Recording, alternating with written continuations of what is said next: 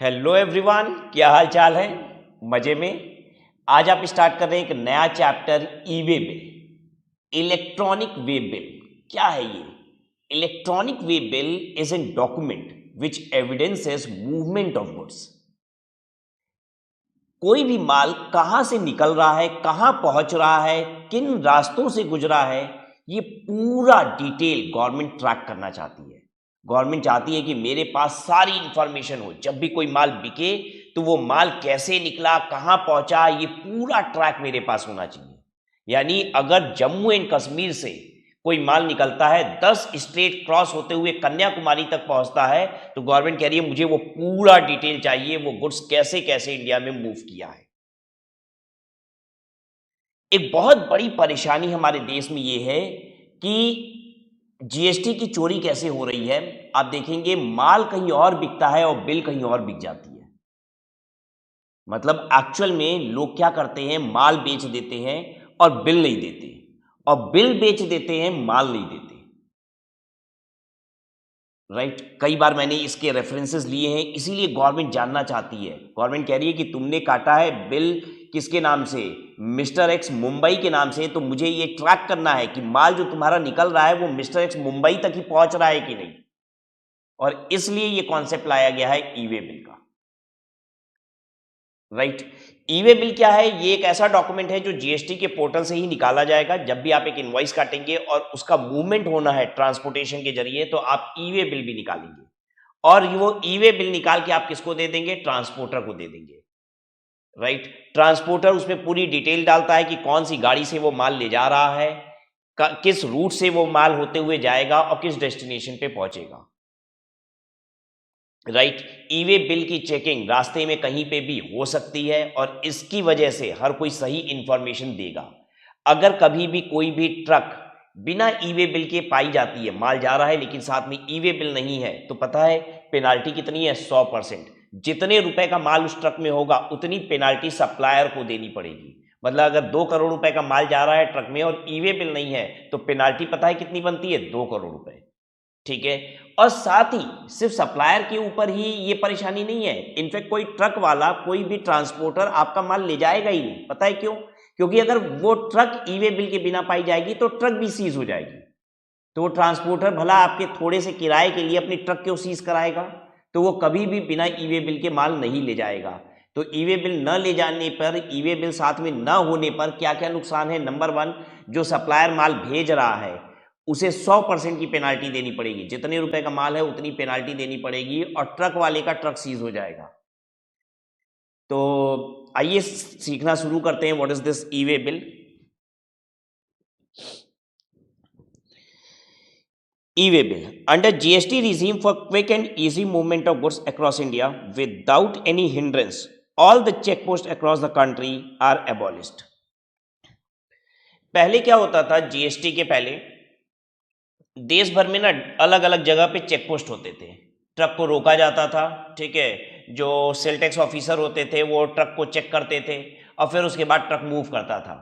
ठीक है? इसमें बहुत ज़्यादा टाइम वेस्ट होता था। ठीक है? हर 2-4 चेक पोस्ट के, अब कभी कभी तो ऐसा होता था कि एक ही ट्रक को कई बार कई सारे चेक पोस्ट पे चेक किया गया। ठीक है? तो इससे बहुत परेशानियां होती थी। ट्रक वालों की इनकम जो थी, ट्रांसपोर्ट कंपनीज की इनकम भी बहुत कम हो जाती थी, क्योंकि उनको एक ही डिस्टेंस ट्रेवल करने में बहुत ज़्यादा समय लग जाता था, बार बार माल चेक करवाना पड़ता था। कह रहा है कि अब ई वे बिल आ जाने से ये परेशानियां खत्म हो जाएंगी। चेकपोस्ट को पूरी तरीके से एबॉलिश किया जा रहा है, खत्म किया जा रहा है। अब चेकपोस्ट की जरूरत ही नहीं पड़ेगी कि आपको रोक के गाड़ी आपकी चेक की जाए। हालांकि रैंडम बेसिस पे ये किया जाएगा, इसलिए ताकि आप जो इन्फॉर्मेशन ई वे बिल में दे रहे हो वो सही दे रहे हो कि नहीं, ये ट्रैक करने के लिए। ठीक है? हालांकि आने वाले समय में उसकी भी जरूरत नहीं पड़ेगी। पता है क्यों? मैं आपको बताता हूं। जैसे आज के समय में, पहले जब हम हाईवे से जाते थे तो हम क्या करते थे? टोल टैक्स नगद में पे करते थे। राइट? अब हमारी गाड़ियों पे फास्टैग लगा होता है। हमारी गाड़ी हाईवे से जाती है, फास्टैग स्कैन करता है और अपने आप ऑटोमेटिक पे हो जाता है, और आप आगे बढ़ जाते हैं। होता है ऐसा? तो अब तो फास्टैग के जरिए पेमेंट हो जाता है। बिल्कुल इसी तरीके से आने वाले समय में ट्रक को कहीं भी चेक करने की आवश्यकता नहीं पड़ेगी। पता है क्यों? क्योंकि एक डिवाइस लगाई जाएगी RFID नाम की। अभी ऐसा हुआ नहीं है, मैं आपको बता रहा हूं कि फ्यूचर में क्या होने वाला है। राइट? अच्छा, आप कहेंगे सर आप कैसे बता पा रहे हैं, क्योंकि विदेशों में ऐसा हो रहा है, तो क्या हमारे देश में भी आने वाले समय में ऐसा होगा? हाँ, और हमारे कानून में ना एक बात लिखी हुई है कि एक डिवाइस लगाया जाएगा। मैं बता सकता हूं वो कौन सा डिवाइस लगाया जाएगा, जिसकी बात अभी कानून में लिख दी गई है, लेकिन अभी हो नहीं रहा है। आने वाले समय में ट्रकों पे RFID नाम का एक डिवाइस लगाया जाएगा। ये डिवाइस क्या होता है, इसको समझाने के लिए ना मैं विदेश के मॉल कैसे काम करते हैं वो समझाता हूं, ठीक है? क्योंकि कोई भी नई चीज जो आपने कभी देखी ही नहीं है, वो समझने के लिए कोई इजी एग्जांपल लेना पड़ेगा। तो आइए मैं समझाता हूं। कुछ विदेशों में मॉल हैं जो बिना ह्यूमन के ऑपरेट करते हैं, मतलब कोई आदमी नहीं है वहां काम करने के वाला, कोई बिलिंग करने वाला भी नहीं है। आप अपनी बिलिंग तक खुद ही करेंगे, अपना पैसा देंगे और मॉल से निकलेंगे। आश्चर्य हो रहा है, बिना कोई आदमी काम नहीं करता उसमें। आप मॉल में एंटर कीजिए, ठीक है, मतलब उस स्टोर में आप एंटर कीजिए, उस शॉप में आप अपना सामान लीजिए और फिर क्या कीजिए, बिलिंग काउंटर पे जाइए। बिलिंग काउंटर पे क्या है, एक स्कैनर है, राइट, और अपने सारे सामान को आप स्कैन करिए एक एक करके, ठीक है। तो आपके डिस्प्ले पे क्या आ जाएगा, अमाउंट आ जाएगा। आप अमाउंट उसमें बॉक्स में डालिए, बॉक्स ओपन हो जाएगा, आप वो पैसा डालिए, वो पैसा भी काउंट कर लेगा और सब कुछ सही होगा तो बिल आपकी बाहर निकल जाएगी और आप बिल लेके बाहर निकल जाइए शॉप के, राइट। अच्छा, ये बात मैंने एक बार बच्चों को बताई तो बच्चे कहे कि सर अगर ऐसा है तब तो मैं तो बदमाशी करूंगा। मैंने कहा क्या करोगे? उसने कहा सर मैंने अगर 20 सामान लिया हुआ है ना तो स्कैन 15 पे ही मारेंगे, 5 सामान तो ऐसे ही ले जाएंगे धीरे से। कोई है थोड़ी ना आदमी, गेट पे भी कोई आदमी नहीं है, कहीं कोई आदमी ही नहीं है चेक करने के लिए। हमने कहा नहीं बेटा, और तुमको समझाते RFID से वो काम होता है, 1 रुपए की चोरी नहीं हो सकती है। अब आइए आपको समझ में आएगा, जो मैं ट्रक पे लगेगा ना RFID जिसकी बात कर रहा था, वही बात समझाता हूं। अब वहां क्या होता है कि अगर आपने एक भी आइटम स्कैन नहीं किया और एग्जिट गेट एक मेटलिक गेट है जो RFID ट्रैक करता है, ठीक है। जब आप उस गेट से एग्जिट गेट से बाहर निकलेंगे और अगर एक भी आइटम आपने स्कैन नहीं किया होगा वहां पे, तो वो सायरन देने लग जाएगा, ठीक है। वो रेड सिग्नल देगा, पो पो पो पो बजना शुरू कर देगा, ठीक है। और बस अब पुलिस दौड़ाना शुरू कर देगी आपको। आई बात समझ में? और सिंस उस पे RFID टैग्ड है तो ऐसा नहीं है कि आप वहां से अगर कहीं से बच बचा के निकल गए तो निकल गए, नहीं। RFID तो पूरा डेस्टिनेशन बताता है कि कौन कौन से रास्ते से गया है, किस किस गलियों से गुजरते हुए गया है और अभी कहां पे है वो। आपको बात समझ में आ रही है कि नहीं? तो यहां तक वो RFID बताता है, ठीक है। चलिए, बहरहाल मुझे वो सब नहीं समझाना था, मैं आपको समझाना ये चाहता था कि जब ट्रकों पे वो RFID लग जाएगी तो ट्रक की पूरी डेस्टिनेशन पता चलेगी कि नहीं, वो माल कहां से गया, कैसे गया, वो सब कुछ पता चलेगा। हालांकि आइए वापस से उस बात को बताऊं, एक बच्चे ने वहां पे भी बड़ी सुंदर बात बताई मुझे, तो मैं कहता हूं कि यार कितने अक्लमंद लोग बैठे हैं हमारी क्लास में। जब ये सब देश के लिए कानून बनाएंगे तो कितना बेहतरीन कानून बनाएंगे सब, ठीक है। एक बच्चे ने बोला मुझसे, सर अगर ऐसा है कि वो रास्ता भी पकड़ लेता है तो भी मेरे पास रास्ता है, कुछ दूर तक तो हम भागेंगे, ठीक है। और मान लीजिए हम चिप्स की पैकेट लिए हुए हैं जो हम बिलिंग नहीं कराए हैं, तो वो फाड़ेंगे, चिप्स खा लेंगे और पैकेट को वहीं पे फेंक के आगे बढ़ जाएंगे। हमने कहा बेटा 25-50 रुपए के लिए तुम इतनी मेहनत करोगे? अरे भगवान ही मालिक है भाई तुम सबका, ठीक है। राइट, इतनी बड़ी चोरी वो करेगा 25-50 रुपए के चिप्स की पैकेट खाने के लिए। तो I hope you have understood कि वो किस तरीके से ऑपरेट करता है। तो RFID एक डिवाइस है जो पूरा आपके जो मतलब वो रूट जो है वो पूरा सब कुछ पता चलता है उस पर। तो आने वाले समय में क्या होगा मैं आपको बताऊं कि ट्रकों पे RFID डिवाइस लगी होगी, ठीक है। और जो ई-वे बिल आज डॉक्यूमेंट प्रिंट आउट करके उनको ले जाना पड़ता है, वो प्रिंट आउट करके नहीं ले जाना पड़ेगा, वो RFID में ही क्या किया जाएगा, उस ई-वे बिल को मैप कर दिया जाएगा, ठीक है। तो कहीं कहीं पे क्या होंगे, जिस तरीके से फास्टैग के स्कैनर्स होते हैं, खट से फास्टैग का स्कैनर स्कैन करता है और पैसा काट लेता है, बिल्कुल उसी तरीके से जगह जगह पे क्या होंगे, बीच बीच में वो RFID स्कैनर्स लगे होंगे, ठीक है। और RFID स्कैनर से तुरंत खटाक से पता चल जाएगा कि आपका रूट क्या है, ठीक है। और अगर आप मिस डायरेक्टेड रूट पे होगे, क्योंकि आपने ई-वे बिल में बताया हुआ है कि हम किस रूट से कहां पे जाएंगे, ठीक है, और आप किसी ऐसे एरिया पे पाए गए, मैं समझाता हूं। देखो, जैसे आपकी ये रही ट्रक, ठीक है, और इस ट्रक पे पीछे क्या लगा हुआ है, RFID, ठीक है। और इस RFID पे क्या चीज मैप है, ई वे बिल मैप किया हुआ है, ई वे बिल मैप कर दिए हैं। और ई वे बिल में क्या मेंशन होता है, ई वे बिल में मेंशन होता है कि आपका डेस्टिनेशन कहाँ है, कहाँ से कहाँ जा रहे हो आप, ठीक है। तो आपके डेस्टिनेशन के हिसाब से आपको ये देखिए, ये ट्रक को ऐसे जाना चाहिए, ठीक है। और यहाँ पे RFID लगा हुआ है, कहीं भी स्कैन होगा तो पता चल जाएगा आप सही चल रहे हो कि नहीं। लेकिन पाया गया यहाँ पे, इस रूट पे यहाँ पे आपकी ट्रक पाई गई, इसका मतलब कुछ चतुराई हो रही है, माल कहीं और जा रहा है। बात समझ में आ रही है कि नहीं? तो जब यहां पे आपकी ट्रक पाई जाएगी तो खटाक से क्या होगा, ये सिग्नल देने लग जाएगा कि ये गलत रूट पे ट्रक चल रही है। GST डिपार्टमेंट को पता चल जाएगा कि ये ट्रक गलत डायरेक्शन में जा रही है। बस, तो हर जगह इलेक्ट्रॉनिक लगा रहेगा, कहीं बीच में रोक रोक के चेक करने की आवश्यकता नहीं है। आप रूट के हिसाब से चल रहे हो, एकदम परफेक्ट चल रहा है, ठीक है। कहीं भी रूट से मिस डायरेक्ट हो रहे हो, तुरंत डिपार्टमेंट को पता चल जाएगा, ठीक है। आप कहोगे सर एक्चुअली हम यहां से ना मुड़ के वापस से इसी रूट पे आने वाले थे। कोई बात नहीं, GST डिपार्टमेंट को पता चला है, ऐसा थोड़ी ना कि सीधे आपको फांसी पे लटका रहे हैं। वो आपसे क्वेश्चन करेंगे, पूछेंगे कि आप इस रूट पे क्यों थे, तो आप बताएंगे कि भाई ये वाला रास्ता खराब है, यहाँ पे हम इस वजह से यहां से जा रहे हैं और अभी वापस से उस रूट पे मिल जाएंगे, व्हाटएवर। तो कहीं भी मिस डायरेक्शन है, कुछ भी है, तो obviously they will get to know, और इस तरीके से इसको कंट्रोल किया जाएगा। तो अभी एक मोटा मोटी आइडिया लगा कि what is this E way bill. E way bill एक ऐसा डॉक्यूमेंट है, आज कागजों पे ये प्रिंट होता है, ठीक है। इसमें पूरी इंफॉर्मेशन होती है कि क्या माल है, कहां से कहां जा रहा है, ट्रक वाले की पूरी इंफॉर्मेशन यहाँ पे मेंशन होती है, किस रूट से माल जा रहा है, ये सब कुछ यहाँ पे मेंशन होता है। गवर्नमेंट चाहती है कि जो भी माल निकल रहा है उसका पूरा कंट्रोल हो, हमें पूरी नॉलेज हो कि ये माल कहाँ से कहाँ जा रहा है। क्योंकि अगर ई वे बिल का कॉन्सेप्ट नहीं होता तो क्या ऐसा पॉसिबल है कि लोग बिना बिल बनाए भी माल ट्रांसफर कर देते, बिना गवर्नमेंट को GST पे किए? हाँ, बिल्कुल पॉसिबल है। हम बिल काटते ही नहीं, माल को मूव करा देते कहीं से कहीं तक। और अब क्या बिना बिल काटे आप माल कहीं भी भेज पाओगे? नहीं, क्योंकि आपको ई वे बिल बनाना पड़ेगा, और ई वे बिल तो तभी बनेगा जब आपने इनवॉइस बना रखी है, क्योंकि ई वे बिल पे इनवॉइस की भी पूरी डिटेल डालनी पड़ती है, और ये GST के पोर्टल पे बन रहा है, राइट। पूरी सेल आपकी ऑन रिकॉर्ड हो जा रही है। तो गवर्नमेंट चाहती है अब कोई भी माल मूव ही नहीं कर पाएगा।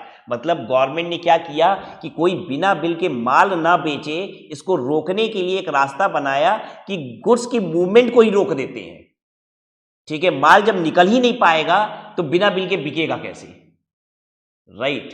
तो इसलिए गवर्नमेंट ने इसको कंट्रोल करके इस तरीके से कंट्रोल करने की पूरी कोशिश की है। However, in order to, अच्छा यहां पे क्या बोल रहा था कि अब हम लोग दुनिया भर में, मतलब भारत में जितने भी चेक पोस्ट हैं, जहां पे पहले रोक रोक के गाड़ियों को चेक किया जाता था माल वगैरह, ये सब सब अब हटा दिया जाएगा, ठीक है। आने वाले समय में तो जो अभी बीच बीच में थोड़ी बहुत चेकिंग हो रही है ना, वो भी खत्म हो जाएगी RFID लगने के बाद। However, in order to monitor the movement of goods for controlling any tax evasion, e-way bill system has been introduced. Yes, under this system, taxpayer prior to movement of goods via conveyance would inform each transaction details to the tax department. कह रहा है goods के movement के पहले e-way bill के जरिए tax department को सारी इंफॉर्मेशन दे दी जाती है। Obtain an acknowledgement number for having this informed, और एक acknowledgement number e way bill number generate हो जाता है, and then use this acknowledgement number as a valid document accompanying the conveyance carrying goods. तो और उस कन्वेंस में, उस गाड़ी में, उस ट्रक में हमारा वो डॉक्यूमेंट भी होता है।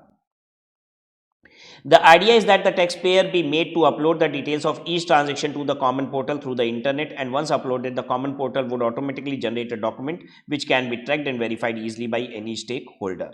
Statutory requirements. Section 68 stipulates that the government may require the person in charge of the conveyance carrying any consignment of goods of value exceeding such amount. Exceeding such amount क्या है? 50,000 रुपया। 50,000 रुपये से ऊपर का माल अगर जा रहा है किसी कन्वेंस से, तो कन्वेंस का जो इंचार्ज है, मतलब जो उसका ड्राइवर है, उसकी जिम्मेदारी है, ठीक है, कि तुम अपने साथ एक डॉक्यूमेंट कैरी करोगे, ठीक है। जैसे ट्रक वाला माल लेके जा रहा है, ठीक है। जब ट्रक वाले से पूछा गया कि ई-वे बिल दिखाओ, कौन सा माल है, कहां जा रहा है, क्या है, लाओ डिटेल देखें, ई-वे बिल देखें। ई-वे बिल में सारी डिटेल है, ठीक है। तो ट्रक का ड्राइवर कह रहा है कि मुझे तो ई-वे बिल दिया ही नहीं गया है, क्या ये कह सकता है? नहीं, कानून में लिखा हुआ है ट्रक के ड्राइवर, जो गाड़ी चला रहा है, पर्सन इंचार्ज जो है, ड्राइवर ऑफ द व्हीकल, उसके पास ये डॉक्यूमेंट होना जरूरी है। नहीं होगा तो क्या होगा? नहीं होगा तो एक तो जिसका माल है उसको 100% पेनाल्टी देनी पड़ जाएगी, और दूसरा ट्रक जो है वो सीज हो जाएगी। तो दोनों का नुकसान है, जिसने माल भेजा उसका भी नुकसान है और जो ट्रांसपोर्टर है उसका भी नुकसान है। ठीक है। Rule 138 prescribes e-way bill as the document to be carried for the consignment of goods in certain prescribed cases. What is e-way bill? A way bill is a receipt or a document issued by a courier giving details and instruction relating to shipment of the consignment of goods, and the details include name of the consignor, consignee, the point of origin of consignment, its destination and route. देखिए क्या क्या चीज़ें होती है इसमें। Consignor कौन है, consignee कौन है, कहाँ से माल निकल रहा है, कहाँ पहुँचेगा, किस रूट से जाएगा। यही ना मैं कह रहा था कि रूट वगैरह सब पहले से ही डिफाइंड होता है। ठीक है। अब कहीं भी जब RFID में ये मैप हो जाएगा तो रूट से जरा भी गाड़ी भटकेगी तो RFID बता देगा कि नहीं, हाँ, क्योंकि रूट तो उसमें प्रिस्क्राइब्ड है। कुछ भी भटकी गाड़ी तो तुरंत RFID सिग्नल दे देगा GST डिपार्टमेंट को, और GST डिपार्टमेंट के पास डायरेक्ट कनेक्शन होगा इसका। E-way bill is a compliance mechanism wherein by way of digital interface, the person causing the movement of goods upload the relevant information prior to the commencement of movement of goods and generates E-way bill on the GST portal. In other words, E-way bill is an electronic document generated on the GST portal evidencing movement of goods. मैं बताता हूँ ये कैसा होता है। E-way bill जो होता है उसका फॉर्म होता है, ई-वे बिल आपको भरना होगा EWB, ई-वे बिल शॉर्ट में। ठीक है, 01 GST EWB 01 ये फॉर्म होता है। इसके दो पार्ट होते हैं, पार्ट ए, पार्ट बी। ठीक है। पार्ट ए में पूरी गुड्स की डिटेल डाली जाती है, मतलब जितनी डिटेल इनवॉइस पे होती है ना, मोटा मोटी वो डिटेल यहां पे डाली जा रही है कि माल कौन सा है, कंसाइनर कौन है, कंसाइनी कौन है, ये सब। ठीक है। पार्ट बी में ट्रांसपोर्टर की डिटेल होती है।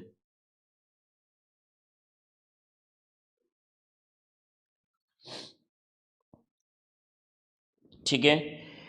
गुड्स की डिटेल कौन भरेगा? ये भरेगा कंसाइनर या कंसाइनी, कंसाइनर या फिर कंसाइनी। कंसाइनर कौन होता है? जो माल भेज रहा है। कंसाइनी वो जिसके माल रिसीव होगा। ठीक है। अच्छा, ट्रक वाले से कौन बोलता है कि जैसे देखो ये है कंसाइनर, ये है कंसाइनी, और ये रहा ट्रक वाला।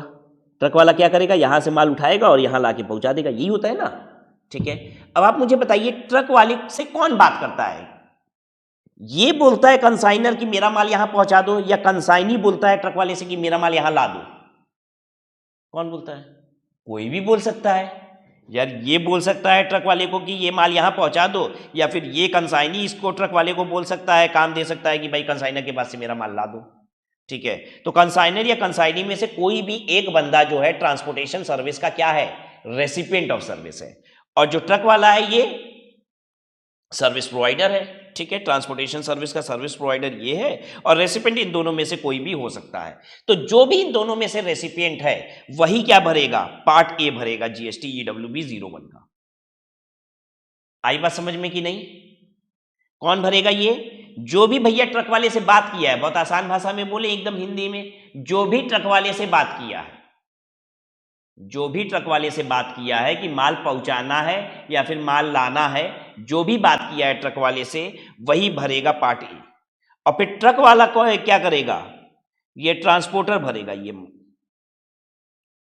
पार्ट बी ट्रांसपोर्टर भर देगा। अच्छा, मान लीजिए ई-वे बिल 01 कंसाइनर या कंसाइनी में से कोई भरा ही नहीं है। ठीक है। तो ट्रक वाला क्या बिना ई-वे बिल के माल ले जा सकता है?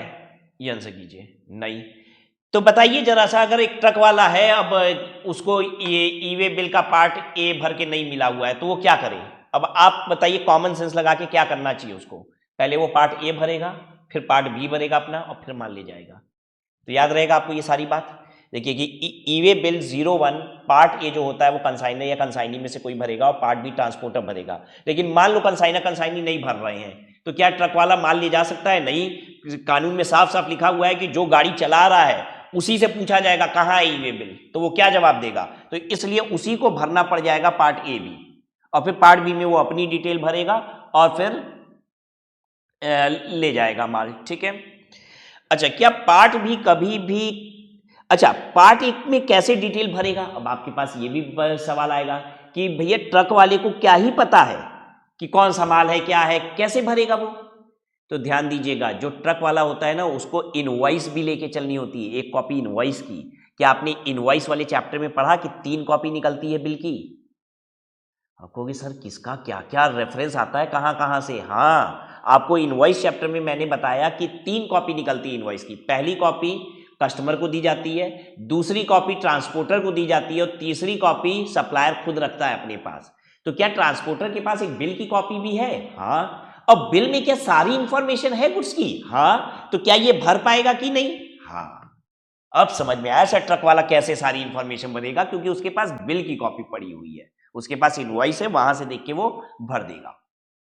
अच्छा, अब मैं आपसे एक बात करता हूं कि मान लो ट्रक वाला पार्ट भी नहीं भरा है, तो क्या कंसाइनर या कंसाइनी भर पाएगा? वो कैसे भरेगा? क्या आपको लग रहा है वो ट्रक की डिटेल भर पाएगा, कौन सी गाड़ी नंबर से जाएगा माल? अरे हम एक ट्रांसपोर्ट कंपनी में बात की है कि मेरा माल ले जाओ, ठीक है, तो अब उसका गाड़ी, अब उसके पास 10 गाड़ी हो सकती है, ट्रक हो सकती है, ठीक है, कौन सी ट्रक से भेजेगा ये हमको मालूम है क्या? नहीं। तो कौन भर पाएगा ये वही डिटेल भर पाएगा, ट्रांसपोर्टर ही भर पाएगा, वो मैं नहीं भर पाऊंगा। ठीक है ये बात, या तो मैं ट्रांसपोर्टर से सारी डिटेल लूंगा, मेरे पास कहीं इंफॉर्मेशन नहीं है, लेकिन ट्रांसपोर्टर के पास पार्ट ए की सारी इंफॉर्मेशन होती है क्योंकि उसके पास बिल भी होता है। ठीक है, मेरे पास सारी इंफॉर्मेशन नहीं है, या तो वो मुझे बैठ के भरवा दे सारी बात। ठीक है,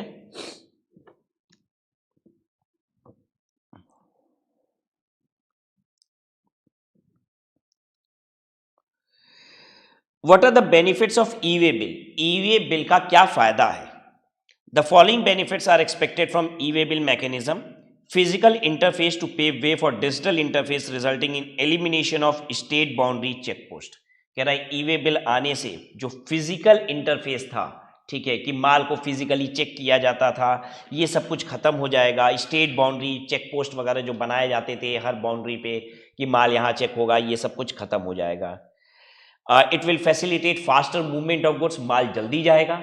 ये बताइए क्या हाईवे पे फास्टैग लगने से गाड़ियां जल्दी जा रही है कि नहीं? हाँ, सब गाड़ी रोक रोक के पैसा देती थी, 60 रुपया लगता था, कोई 100 रुपया दे रहा है, 40 रुपया वो फुटकर वापस कर रहा है, कितना टाइम लगता था। फास्टैग से खट खट खट खट तुरंत स्कैन होते रहता है और गाड़ियां आगे बढ़ती रहती हैं।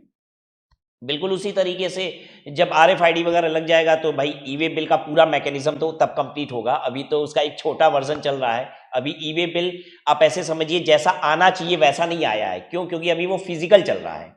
ठीक है, जब RFID लग जाएगी ना तब आप समझिए पूरे तरीके से ई वे बिल अपने रूप में आ गया है जो वो एक्चुअल में आना था। जिस It will improve the turnaround time of truck and help the logistic industry by increasing the average distance travel, reducing the travel time as well as cost. कह रहा है कि जब ई वे बिल का एक बहुत बड़ा फायदा ये है कि गाड़ियां बहुत जल्दी जल्दी चलेंगी। ठीक है, गाड़ियां जल्दी चलेंगी तो बहुत कम समय में ज़्यादा डिस्टेंस ट्रेवल करेंगी। ज़्यादा डिस्टेंस ट्रेवल करेंगी तो इससे उनका कॉस्ट कम हो जाएगा। ठीक है, पहले जितने भाई उनको 5 दिन लगता था किसी डेस्टिनेशन पे जाने में, अब 2 ही दिन लगेगा उस डेस्टिनेशन पे जाने पे, तो भैया खर्चा कम गिरेगा। खर्चा कम गिरेगा तो इससे जो हमारी ट्रांसपोर्ट इंडस्ट्री है पूरी ग्रो करेगी कि नहीं? बिल्कुल ग्रो करेगी, वो ज़्यादा काम कर पाएंगे। E way bill is generated electronically in form GST EWB 01, ये मैंने आपको बता दिया, ऑन द कॉमन पोर्टल। और इसकी जो URL है, वेबसाइट है जहां पे ये बनाया जाता है ई वे बिल, वो होता है ewaybillgst.gov.in। याद रहेगा आपको, ewaybillgst.gov.in, इस वेबसाइट पे बनता है। और ई वे बिल बनाने के बहुत सारे तरीके हैं, क्योंकि बहुत सारे लोग ई वे बिल बनाने में डिफ़िकल्टी फेस कर रहे थे, तो गवर्नमेंट ने इसको बहुत आसान बनाया। वेबसाइट पे जाके आप ऑनलाइन बना सकते हैं, इसका ऐप भी है, आप ऐप से भी बना सकते हैं। और आप चाहें तो गवर्नमेंट ने एक नंबर दे रखा है, आप SMS के जरिए भी, मतलब आप बस उस नंबर पे एक कोड टेक्स्ट कीजिए और तुरंत ई वे बिल बन के आ जाएगा, ऐसा भी है। ठीक है, फिर मार्केट में बहुत सारे टूल्स अवेलेबल हैं, जैसे ई वे बिल, तो जो जो दिन भर माल बेच रहे हैं, धड़ाधड़ धड़ाधड़, जिनके यहाँ कस्टमर आए जा रहे हैं, माल बेच रहे हैं, तो उनको क्या एक एक ई वे बिल निकालनी होती है? नहीं, एक उनका तो 10 मिनट के अंदर 50 बिल बन गया है, ठीक है, तो 50 ई वे बिल भी बनाना है। तो मार्केट में बहुत सारे टूल्स आ गए हैं, ठीक है, मतलब सॉफ्टवेयर कंपनी से बना दिया ऐसा कि आप एक बार में 50 इनवॉइस अपनी अपलोड कर दीजिए और 50 ई वे बिल जनरेट होके आपका निकल जाएगा खटाक से। मतलब वो इंटरलिंक होगा आपके इस पोर्टल से, जीएसटी ई वे बिल gst.gov.in से, ठीक है। ये सब कैसे होता है? ये जो सॉफ्टवेयर कंपनीज होती है, गवर्नमेंट अपनी एपीआईज इनको देती है, ठीक है, मतलब वो किसी एक्सटर्नल लिंक के थ्रू भी सॉफ्टवेयर के अंदर इंटर कर सकते हैं, तो उसे कहा जाता है APIs link, application program interface, API बोलते हैं उसको, ठीक है। तो इस तरीके से ये लोग बना रहे हैं।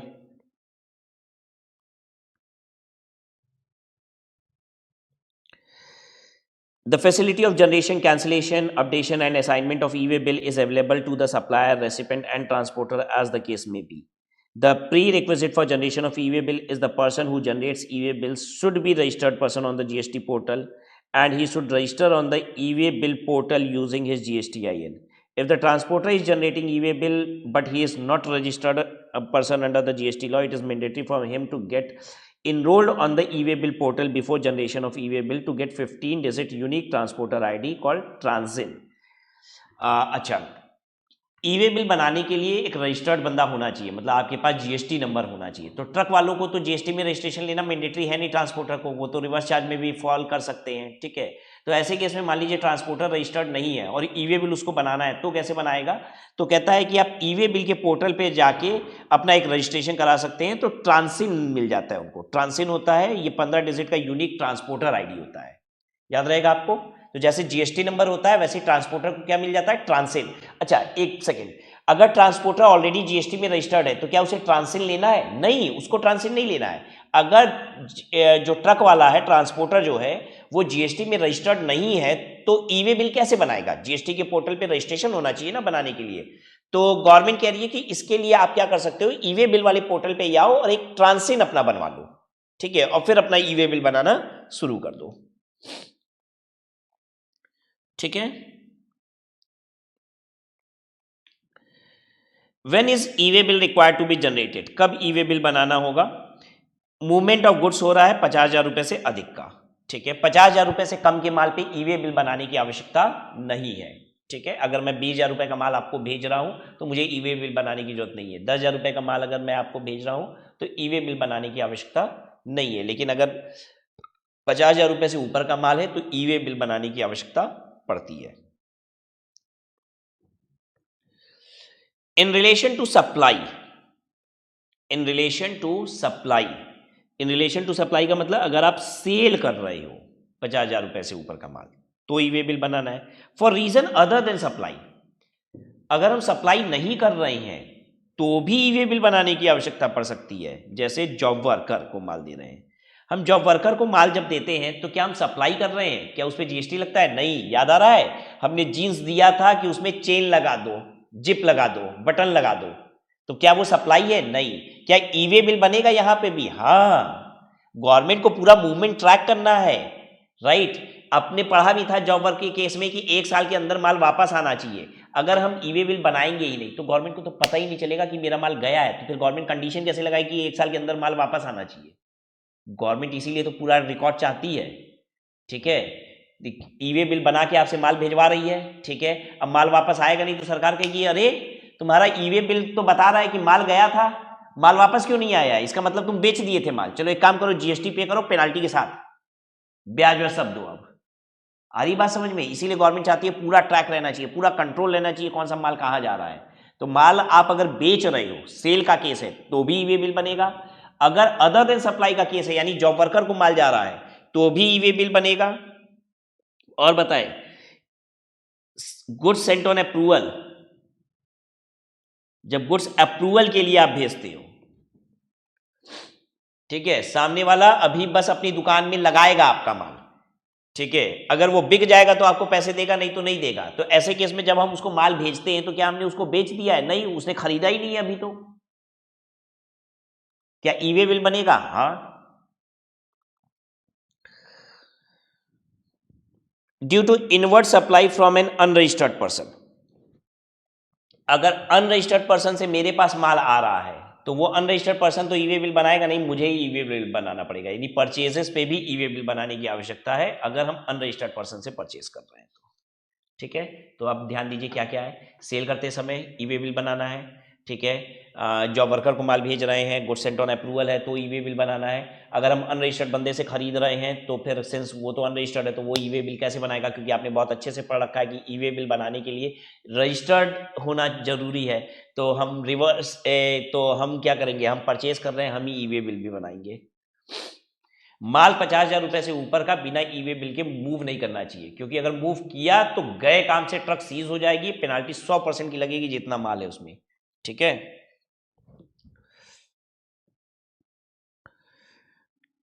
ठीक है, ये प्योर थ्योरेटिकल चैप्टर है। बीच बीच में बहुत सारे टेक्स्ट को आप देखेंगे कि मुझे लगता है कि क्या ही इसमें पढ़ने जैसा है, तो I am just skipping it even. ठीक है, तो जो मेन मेन बातें हैं वो सब आपको बता देते हैं। एक एग्जांपल है, देखिए, Bhanu Pratap shoes manufacture registered in Punjab sold shoes to a retail seller in Gujarat at a value of 48,000। GST इस पे 18% का है, तो मिला के ये कंसाइनमेंट कितने का हो गया, 56,640। क्या ई इनवॉइस ई वे बिल बनाना पड़ेगा? एक्चुअली वो क्वेश्चन ये क्यों पूछ रहा है, वो जानना चाहता है कि आप ये बात समझ पा रहे हो कि 50,000 रुपए का जो अमाउंट है वो जीएसटी मिला के देखा जाता है या बिना जीएसटी के देखा जाता है।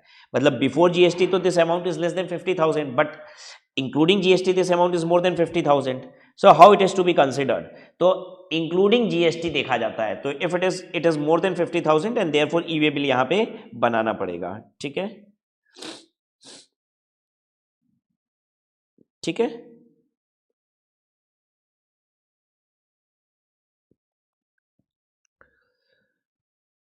Inter state transfer of handicraft goods by a person exempted from obtaining registration.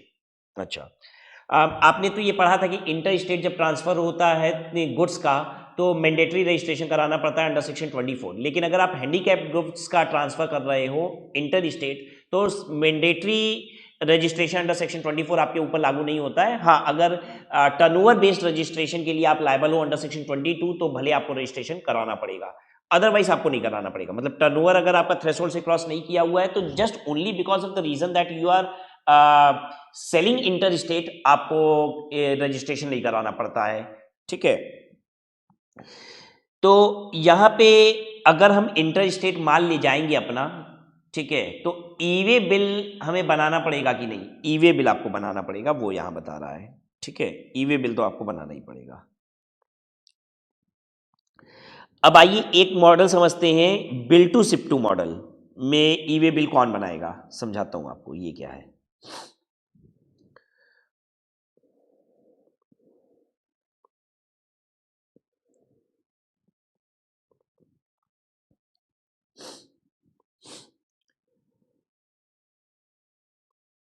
मैंने ना बी को ऑर्डर दिया, मैं ए हूं, मैंने बी को ऑर्डर दिया। ठीक है, अब मैंने कहा बी को कि तुम सप्लाई कर दो इधर सीधे इसको। ठीक है, डिलीवर कर दो इधर इसको सी को गुड्स सीधे।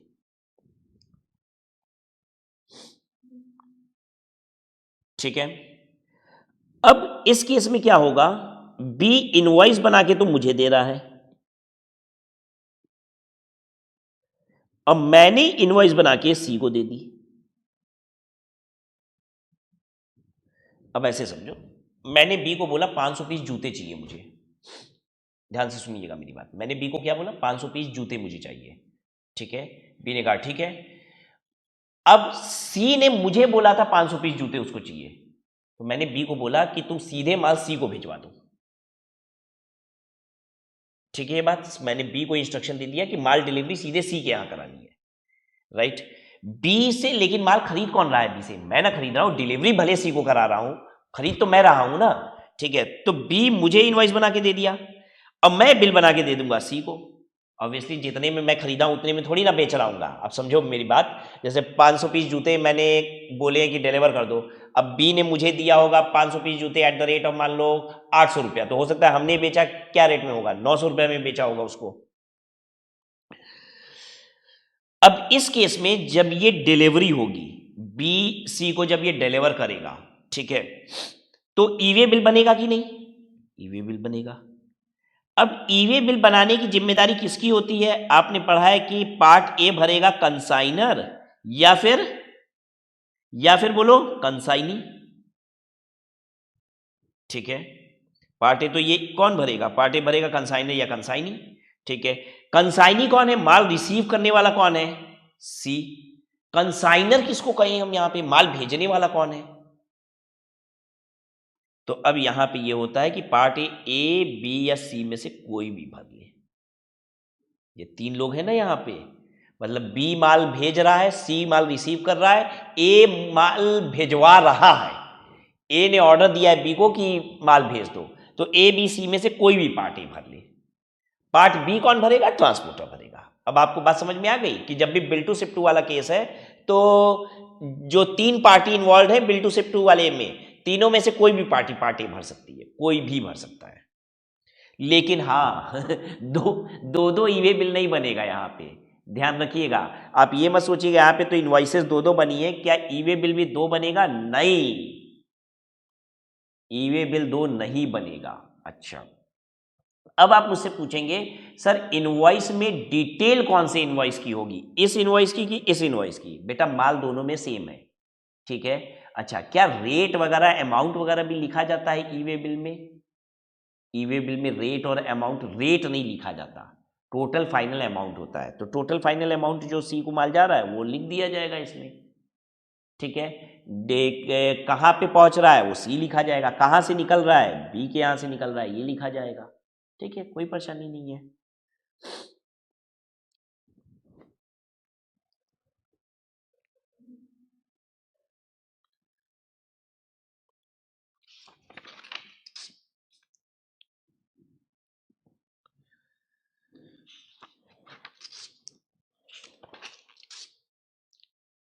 ओके, अब अगली इंपॉर्टेंट चीज जो मैं आपको बताऊंगा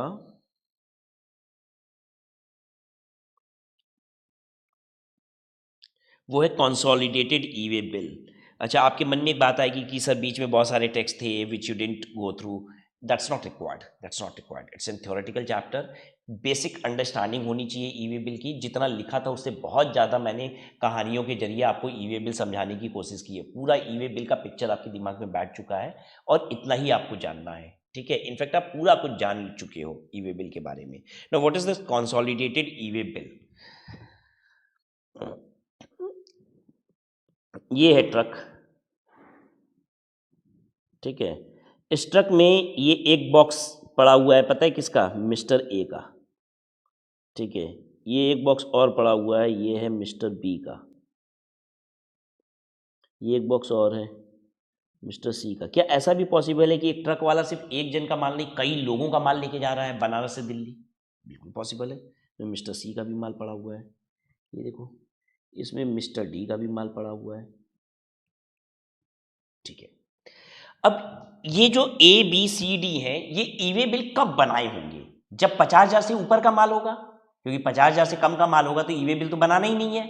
ठीक है, तो जो मिस्टर ए है इसने ई वे बिल बनाई थी। ठीक है, मिस्टर बी ने भी ई वे बिल बनाई थी, सी ने नहीं बनाई थी ई वे बिल। क्यों नहीं बनाई? जल्दी बताओ, सी ने क्यों नहीं बनाई ई वे बिल? क्योंकि 50,000 से कम का माल था। 50,000 से ऊपर के माल पे ना ई वे बिल बनाना है तो नहीं बनाया इसने।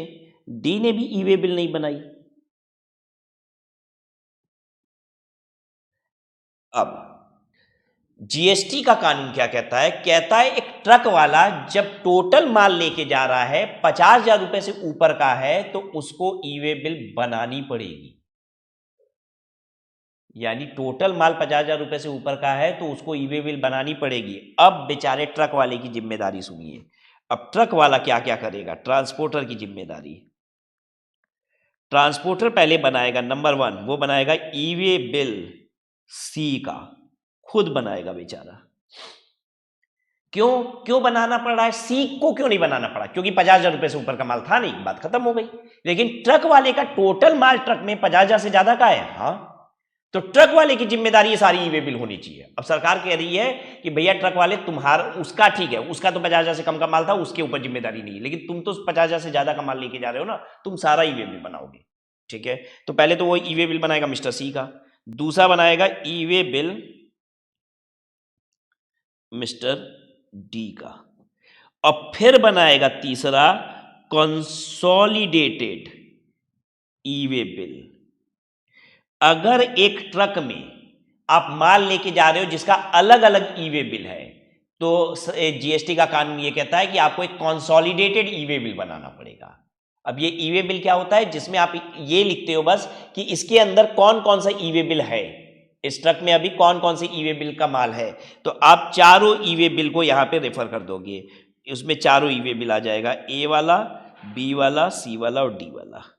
ये हो गया कंसोलिडेटेड ई वे बिल में कोई इंफॉर्मेशन नहीं डालनी होती है, बस आपको ये बताना होता है कि कौन कौन सा ई वे बिल है, मतलब सारे ई वे बिल का नंबर डाल देना होता है बस, तो ये बन जाता है कंसोलिडेटेड ई वे बिल। आई बात समझ में? तो ये काम करना पड़ेगा। तो I hope consolidated E way bill भी क्लियर हो गया। कंसोलिडेटेड ई वे बिल कहलाता है जीएसटी EWB 02, और ये जो ये सब बन रहा था, ये कौन सा ई वे बिल था, जीएसटी EWB 01। ठीक है, ये था जीएसटी EWB 01, ये भी था जीएसटी EWB 01। ठीक है, कोई दिक्कत तो नहीं ना है?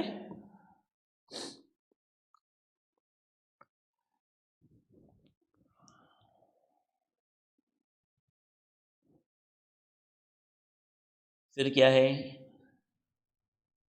अच्छा, ई वे बिल में जब आप इंफॉर्मेशन डाल देते हो तो ऑटोमेटिक GSTR1 सेल के रिटर्न में वो इंपोर्ट हो जाता है। जैसे मैंने बताया था, आप ई इनवॉइसिंग बनाते हो तो ऑटोमेटिक वो सेल रिटर्न में आ जाता है। वैसे ही ई वे बिल अगर आपने बनाया है किसी भी सेल इनवॉइस के रिस्पेक्ट में, तो वो जीएसटी के पोर्टल पे आ भी जाता है, सेल रिटर्न में आ जाता है। Cancellation of e-way bill, where an e-way bill has been generated but goods are either not transported or not transported as per the details furnished in the e-way bill. The e-way bill may be cancelled electronically on the common portal within 24 hours of generation of e-way bill. अगर आपने ई way bill बनाया है और transportation नहीं होता है उसका, तो 24 घंटे के अंदर अंदर आप ई वे बिल को कैंसिल कर सकते हैं। However, an e-way bill cannot be cancelled if it has been verified in transit in accordance with the provision of Rule 138B. अगर ई वे बिल लेके गाड़ी निकल चुकी है, ठीक है, तो फिर ई वे बिल कैंसिल नहीं हो सकता है। Validity period of e way bill कितना होता है? ठीक है, validity period of e way bill का मतलब ये हुआ कि आपको ई वे बिल लेके आप गाड़ी से निकल गए हो तो इतने समय के अंदर डेस्टिनेशन पे पहुंचना चाहिए, नहीं तो ई वे बिल इनवैलिड हो जाएगा। ठीक है, तो अच्छा, तो इसका मतलब ये भी होता है कि ई वे बिल निकाल के पटक नहीं लिया जाता है और बाद में आराम से गाड़ियां निकल रही हैं। ठीक है, जैसे ही गाड़ी निकलने वाली होती है ई वे बिल एग्जैक्टली उसी समय निकाला जाता है। ठीक है, बहुत लिमिटेड टाइम मिलता है, उतने समय के अंदर माल पहुंचना भी चाहिए। अगर मान लीजिए आप कहोगे कि सर बीच में गाड़ी खराब हो गई थी, उसकी वजह से लेट हो गई, अब क्या करें, तो दोबारा ई वे बिल में टाइम एक्सटेंशन करवाना पड़ेगा। तुरंत आपको ट्रक वाला क्या करेगा, अपने मालिक को फ़ोन करेगा, कहेगा कि गाड़ी यहाँ रुक गई है, ख़राब हो गई है, एक्सटेंशन कराना पड़ेगा। ठीक है, और अगर मान लीजिए कभी ऐसा हो जाता है कि गाड़ी ख़राब हो गई, अब गाड़ी बदलने की जरूरत पड़ रही है, दूसरी ट्रक में अब माल डाला जाएगा, तो पता है ई वे बिल में गाड़ी का नंबर चेंज करना पड़ता है, एडिट करना पड़ता है फिर से। ठीक है, चलिए देखिए क्या बताया गया है यहाँ पे। ये इंपॉर्टेंट पॉइंट है, एमसीक्यू में बड़ा क्वेश्चन इससे पूछता भी है कि ई वे बिल की वैलिडिटी पीरियड क्या होती है। Up to 200 kilometre 1 day. ठीक है, 200 किलोमीटर के लिए 1 दिन का समय मिलता है ई वे बिल की वैलिडिटी। ठीक है, for every 200 kilometre part thereafter 1 additional day. ऐसे समझा देते हैं, 210 किलोमीटर दूर जाना है तो कितना दिन मिलेगा? 2 दिन। 200 किलोमीटर का 1 दिन, 201 किलोमीटर का 2 दिन।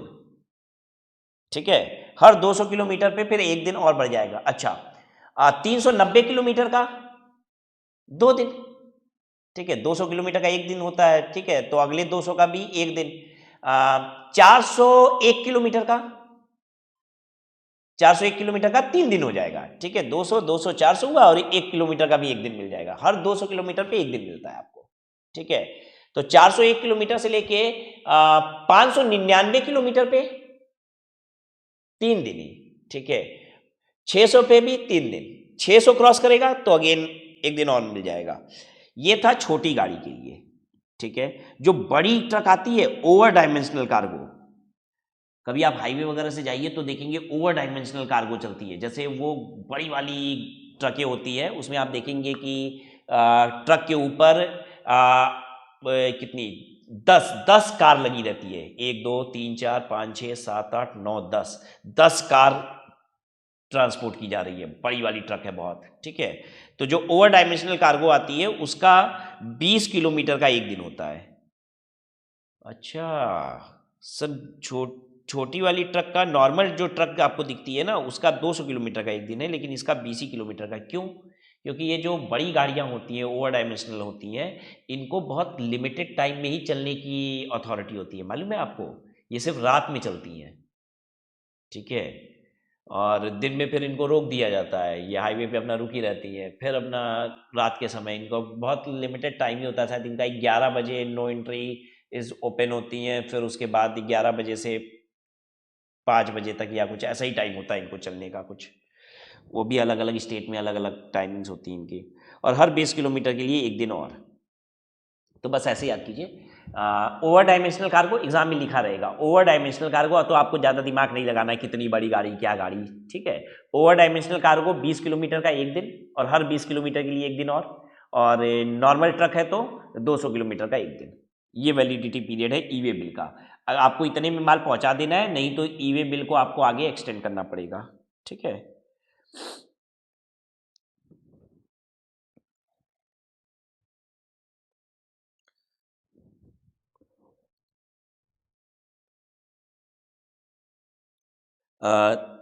यहाँ पे एक एग्जाम्पल है, देखिए इससे समझ में आएगा आपको। Suppose an e way bill is generated at 0004 hours on 14th March, ठीक है। Then the first day would end on 12 midnight of 16 March. The second day will end on 12th midnight of 16-17 March and so on. अब यहाँ इस example से आपको ये समझाया जा रहा है कि एक दिन जो पूरा होता है वो कब माना जाता है। एक्चुअली रात को 12 बजे एक दिन पूरा होता है, ठीक है। जो एक दिन का मतलब है ये नहीं कि 3 बजे आपने वो निकाला है अपना ई वे बिल, तो दोपहर में 3 बजे, तो दोपहर के 3 बजे पे एक दिन पूरा होगा, ऐसा नहीं। रात को 12 बजे एक दिन पूरा होता है, ठीक है। लेकिन जिस दिन ई वे बिल निकाले हो उस दिन के रात के 12 बजे पहला दिन पूरा नहीं होगा। पहला दिन पूरा होगा उसके अगले दिन के रात के 12 बजे, ऐसे होता है। मतलब नहीं तो गड़बड़ हो जाता ना। जैसे मान लीजिए रात को 12 बजे दिन पूरा हो जाता है, अभी रात को 11:30 पे ई वे बिल निकाला गया, तो आधी घंटे बाद हो गया पूरा दिन, गड़बड़ नहीं हो जाएगी। तो सरकार कह रही किसी भी समय पे ई वे बिल निकला उससे फर्क नहीं पड़ता है, अगले दिन के रात के 12 बजे एक दिन पूरा होगा। कहीं लिखना हो तो लिख लीजिए बहुत अच्छे से, अगले दिन के रात के 12 बजे पहला दिन पूरा होता है, फिर उसके बाद 12 बजे एक दिन और पूरा हो जाएगा, इस तरीके से होगा, ठीक है। अब देखिए यहां पे ये क्या बता रहा था कि 0004 आवर्स पे, मतलब कि रात को 12:04 पे 14 मार्च को, ठीक है। 14 मार्च अभी शुरू हुआ है, यानी अभी 13 तारीख की रात गई है, 14 तारीख अभी अभी शुरू हुआ है। 4 मिनट पे आपने ई वे बिल बनाया, ठीक है। तो ये एक दिन कब पूरा होगा?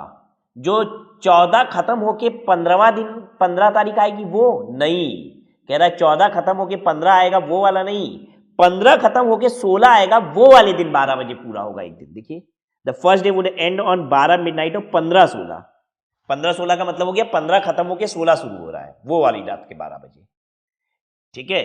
पहली रात तो कब आएगी? अगर हम 14 तारीख के 12:04 पे हैं तो पहली रात 12 बजे कब आएगी? 14 खत्म जब हो रहा होगा, 15 चालू हो रहा होगा, ठीक है।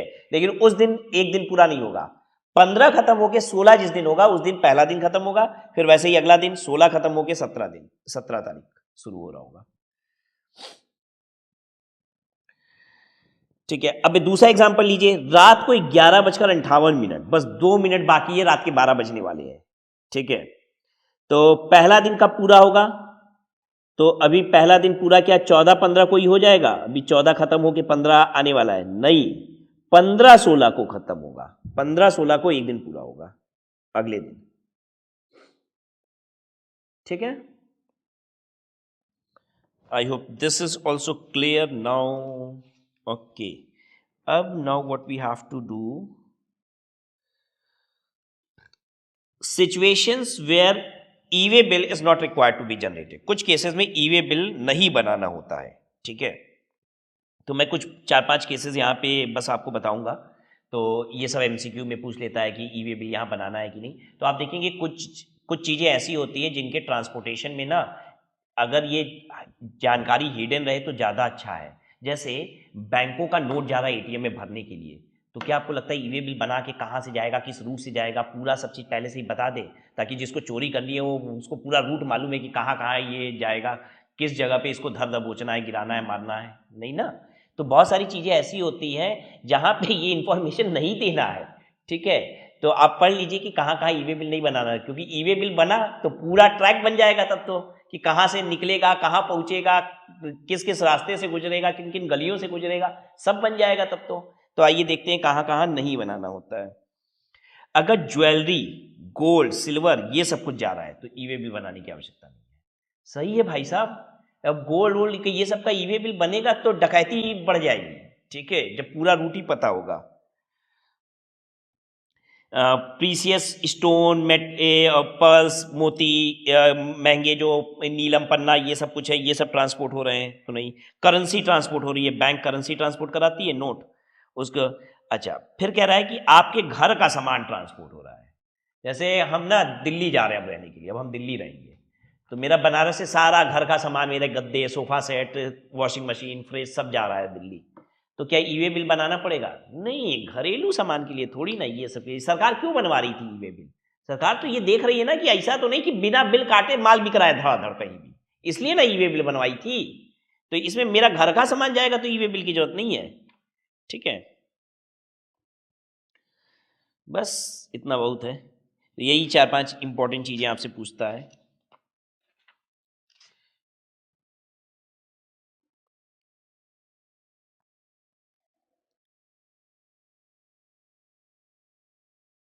Now, blocking of e-way bill generation facility. Blocking of e-way bill generation facility means disabling a taxpayer from generating e-way bill.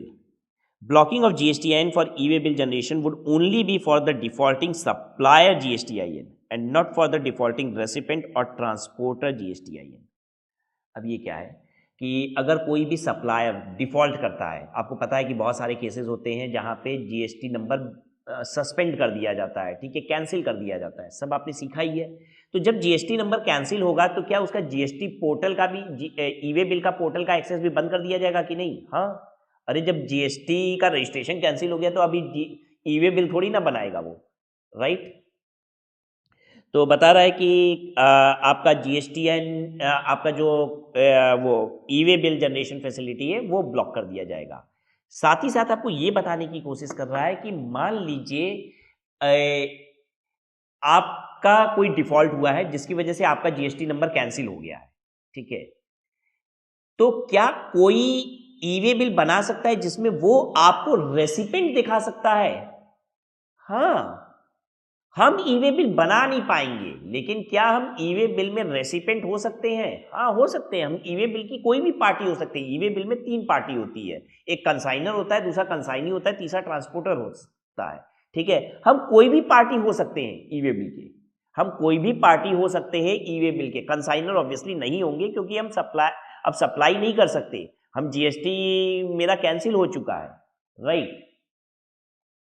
तो आपको बताने की यही कोशिश कर रहा है कि भाई आप कोई भी पार्टी वहां पे बन सकते हैं ई-वे बिल के, लेकिन आप ई-वे बिल खुद जनरेट नहीं कर सकते।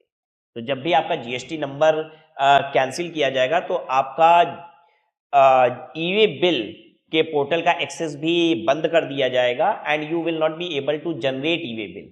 However you can be a party to an e way bill being generated by anyone else, ठीक है। आइए, दो क्लैरिफिकेशन दिया गया है। ये दोनों सिचुएशन को मैं आपको एक्सप्लेन करता हूँ।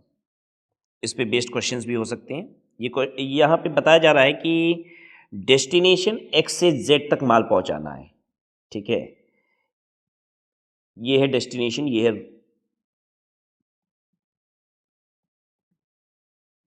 लेकिन इसमें एक्स से लेके वाई डेस्टिनेशन तक माल कोई और ट्रांसपोर्टर पहुंचाएगा और वाई से जेड कोई और पहुंचाएगा। एक्स से वाई पहुंचाएगा ट्रांसपोर्टर ए ट्रक वाला पहुंचाएगा, और वाई से जेड पहुंचाएगा बी ट्रक वाला। तो ऐसे केस में क्या होगा, कितनी ई वे बिल बनेगी? सिर्फ एक ई वे बिल बनेगी, ओनली वन ई वे बिल, ठीक है।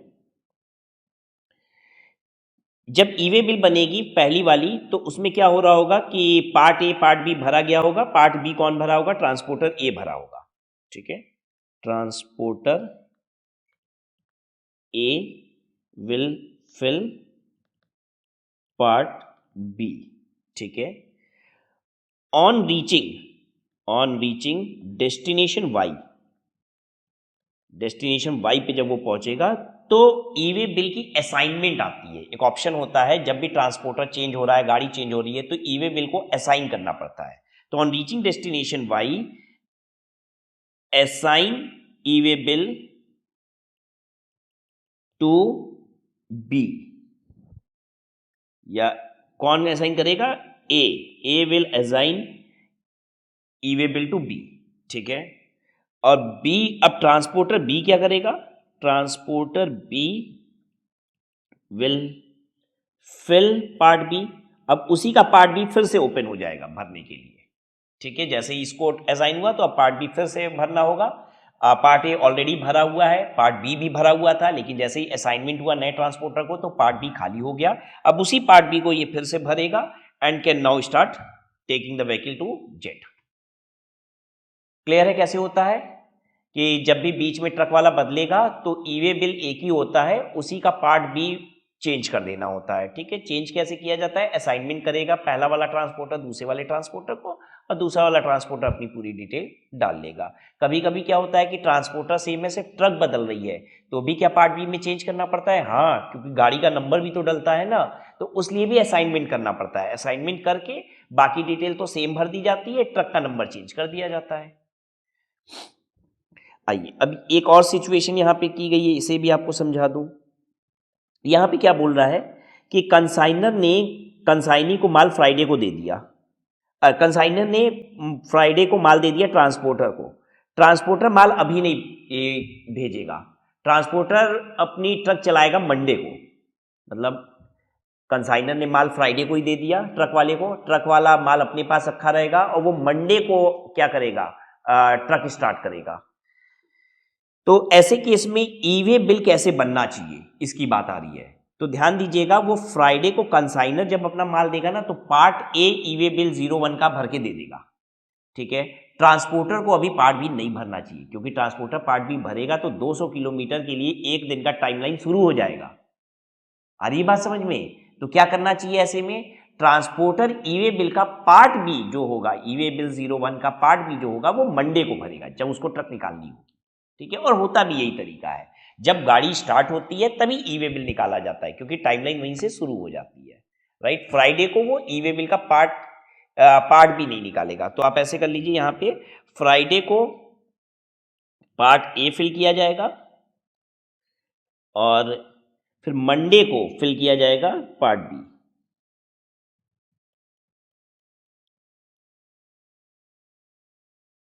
परफेक्ट है। आइए एमसीक्यू देख लेते हैं इसका। In case of interstate movement of goods, every registered person who causes movement of goods of consignment value exceeding 50,000, फिर when the movement of goods is caused by an unregistered person, the e-way bill shall be generated by, अगर unregistered person अगर कर रहा है तो e-way bill कौन निकालेगा, ठीक है। द अनरजिस्टर्ड पर्सन हिमसेल्फ निकालेगा, ट्रांसपोर्टर निकालेगा, either of them, neither of them. बताइए क्या होगा? तो देखिए अनरजिस्टर्ड पर्सन ये तो कर ही नहीं सकता ई वे बिल जनरेट, क्योंकि जीएस ई वे बिल जनरेट करने के लिए मैंडेटरी है कि भाई आप रजिस्टर्ड होंगे तभी आप निकाल ही पाएंगे ई वे बिल, तो ट्रांसपोर्टर ही निकालेगा फिर ऐसे में। तो when an e way bill is not required to be generated, e way bill कब रिक्वायर्ड नहीं है जनरेट करने में करना? When the goods being transported are specified in annexure to rule 138 of the CGST rules, where the goods are being transported by a non-motorized। अच्छा, ये जो annexure आपने पढ़ा था ना कि इन जगह पे ई वे बिल की रिक्वायरमेंट नहीं है, ये उसी की बात कर रहा है। where the goods are being transported by a non-motorized conveyance, अगर नॉन मोटराइज जैसे हम ट्रॉली वगैरह से माल भेज रहे हैं तो ई वे बिल निकालने की आवश्यकता नहीं होती है।